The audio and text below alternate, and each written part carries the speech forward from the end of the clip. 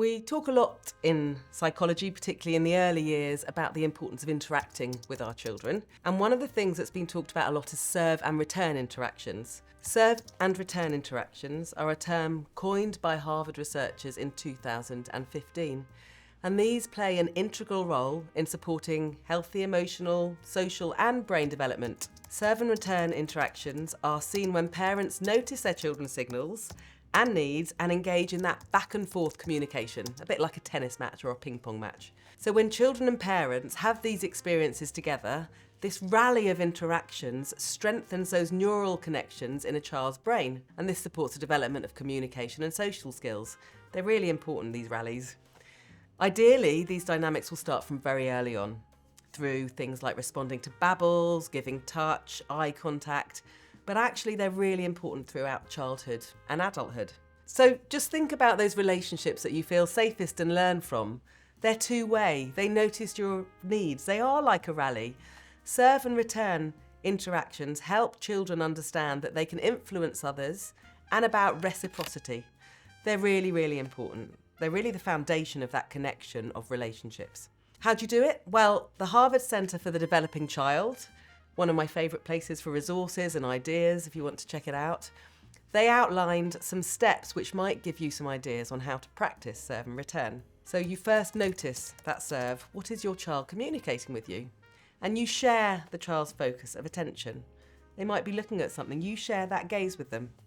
This helps you learn what your child's interested in and also helps them learn that you're going to share that attention with them. You then return the serve by encouraging that interest. That's firstly sharing that attention, maybe commenting on it and noticing it. So it might be comforting a child when they're showing you distress, it might be playing with them, giving them that toy they're looking at, just smiling and nodding, just showing you're noticing the same thing and you're interested, you're responding to them. And this helps children know that you are able to return, to notice what they need, and you're getting involved in that rally, you're returning that ball they sent you. The next thing you do to help children in the serve and return interaction is you give it a name. When you return a serve, you can name what you're doing, what you're seeing. Oh, look at that toy. Oh, are you crying? This is really helpful for language connections in the brain.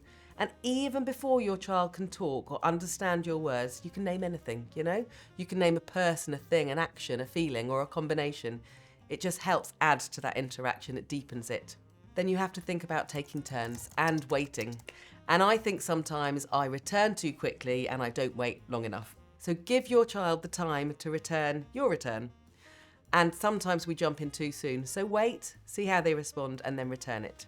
So your child served, you've returned, you've named it, and now it's about engaging more fully in that rally. You take turns, you wait for your child to return, you keep that interaction going back and forth.